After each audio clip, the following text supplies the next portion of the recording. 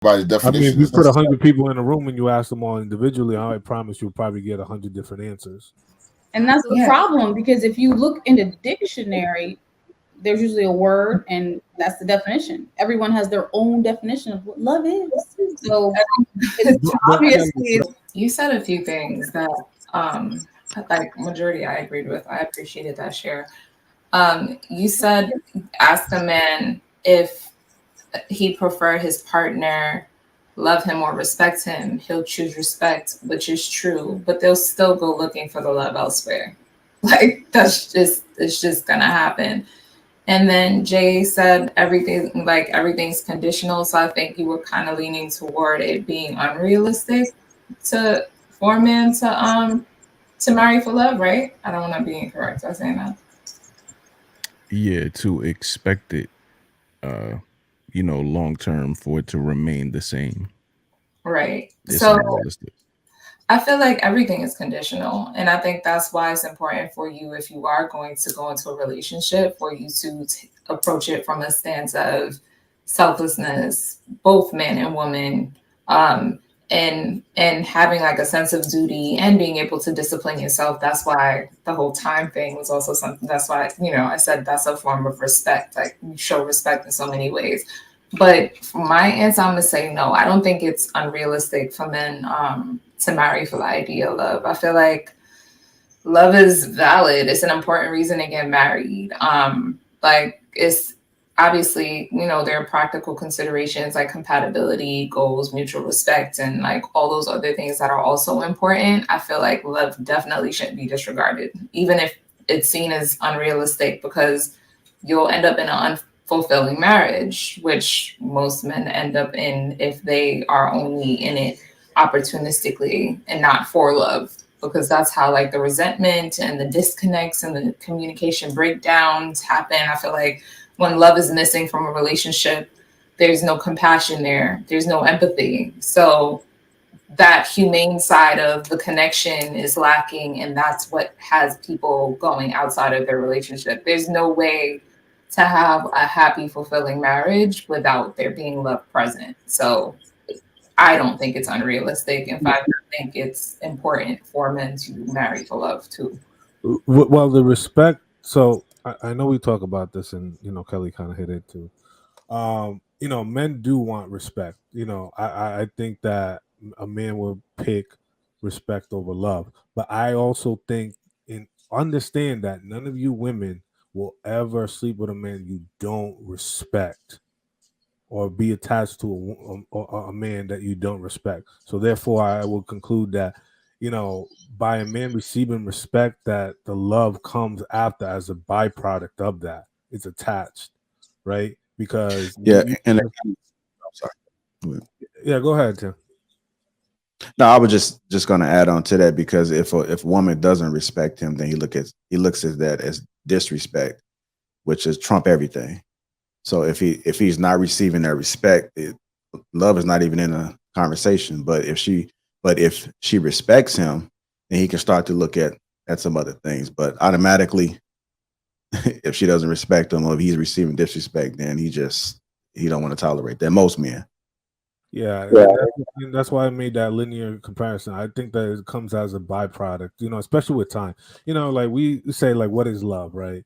And it's like it's action plus time equals love. The consistency, how somebody shows up for you, and they keep to their word in what they say that they're going to do in a relationship. And that over time, you understand your person and get to know them even more and appreciate them, right? There is the level of respect is garnered, because that's the foundation of it. The love aspect, is just becomes the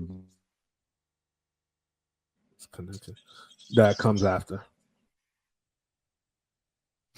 All right. Anybody else want to add to this? Is the idea of that's yeah. that's not love, and that's why people have so many problems.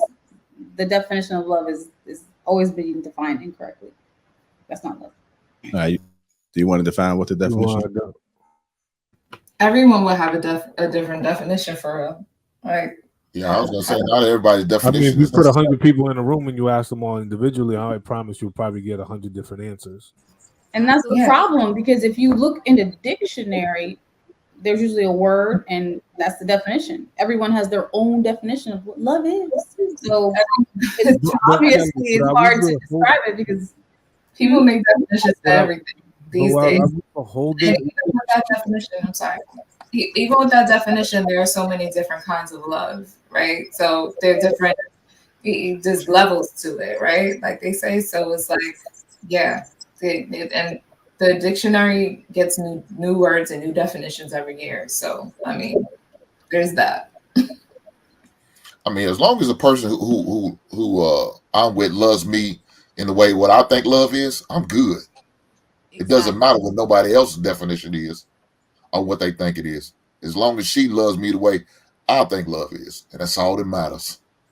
Well, you got to be able to communicate that to her too, so she knows. I do communicate. I know how to talk, Kelly.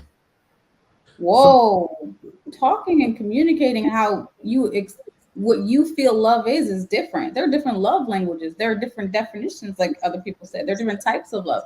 She may think friendship love is the type of love that you want, but that's not what you feel. So I'm saying if you can communicate that to her, I let it be known. I don't play around. That wasn't a jab. That was. Okay. No, I didn't take it as that, but I'm just saying I don't have no problem having tough conversations. I'm straight and direct, sometimes too direct, but that's okay. That's just me. I don't have no problem with expressing how I feel, what I'm looking for, and my expectations, my standards. Because if I don't, she will get left at a restaurant. She will get left wherever she needs to get left. I don't deal with that bullshit, and no man should. As a prize as you men are, don't deal with bullshit. Keep it moving. Yes, stay lonely. I think it's unrealistic for you to expect for love to stay the same the way that somebody shows you love to stay the same throughout your entire relationship, because what you'll require to feel that love will change. Like when you need different things, like when you're old, you need your man to wipe your butt maybe because you're too old to do it, or wash your back in the shower because you can't do it. Things that I didn't need him to do before because I could obviously do them myself. But as we grow and I need these things from him, if he can provide those things for me and I can provide those things for him, I'm still showing him I'm loving him in a different way. I'm putting his ointment cream on when he's old, like, whatever he needs me to do, rubbing his feet when he needs because he's old. Like, I don't know, whatever the love action is for you, for me to show you that I love you, I'm still in love with you, you're so perfect. I want to give you those things regardless of where we are in our relationship, and it's going to look different. But isn't like essentially love is duty, right? Yes. So whatever duties are called upon in the different stages of your life, I mean, I feel like that should be love. But some people are looking at love in terms of what somebody buys for me, how much time somebody spends with me, how much time, you know what I mean? I feel like love is duty because we're not going to be the same people, but along with those changes we go through, adjustments are made and duties are still there to be carried out. Well, my definition of love is already written. It's already out there for those who would like to know what it is. And it is in the Bible. It is 1 Corinthians 13, 4-8. Love is patient. It's kind. It does not envy. It does not boast. It's not proud. It doesn't dishonor others. It's not self-seeking. It's not easily angered. It keeps no record of wrongs. It does not delight in evil, but rejoices with the truth. It always protects. It always trusts. It always hopes. And it always perseveres. Love never fails. So if it goes against any of those things, then to me, it's not love. But if it falls within those things, and, love is patient. So it's like, it's not necessarily a tangible thing. It's something. Did I have patience with him today? Because if I didn't show him love. I wasn't loving towards him. Did I have patience when she was 5 minutes late to our date? So no, but I don't love you on the first date, so it doesn't matter.